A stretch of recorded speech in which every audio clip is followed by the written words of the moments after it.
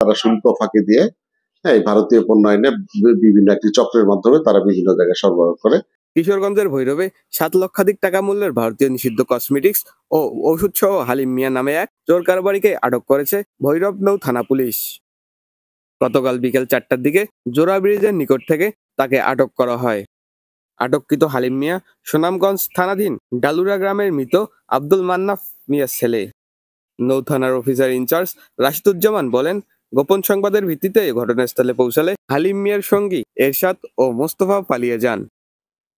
গতকাল বেলা 4টা সাড়ে 4টার দিকে আমাদের নিয়মিত টহল ডিউটি সাব ইন্সপেক্টর শফি তিনি একটি সংবাদ পাই যে কিছু চোরা কারবারি, যেটা ভারতীয় পণ্য শুল্ক ফাঁকি দিয়ে বাংলাদেশের বিভিন্ন জায়গায় তারা সরবরাহ করে, এরকম একটি চক্র তারা কিছু ইন্ডিয়ান কসমেটিক নিয়ে মুশকিলহাটি নামক স্থানে ভৈরব ব্রিজের পাশে এখানে তারা ইয়ে করছে। এই সংবাদের ভিত্তিতে তারা যাওয়ার পরে সেখানে অভিযান চালায়।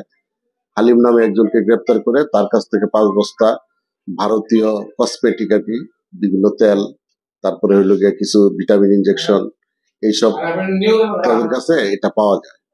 তাদের জিজ্ঞাসাবাদ করলে তারা জানায় যে তারা শুল্ক ফাঁকি দিয়ে এই ভারতীয় পণ্য আইনে বিভিন্ন একটি চক্রের মাধ্যমে তারা বিভিন্ন জায়গায় সরবরাহ করে।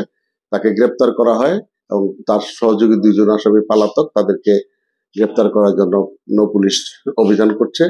এ সংক্রান্তে তার বিরুদ্ধে নিয়মিত মামলা প্রক্রিয়াধীন রয়েছে। আবু হাসান আকাশ, নিউজ চ্যানেল 24, নিউজ ডেস্ক।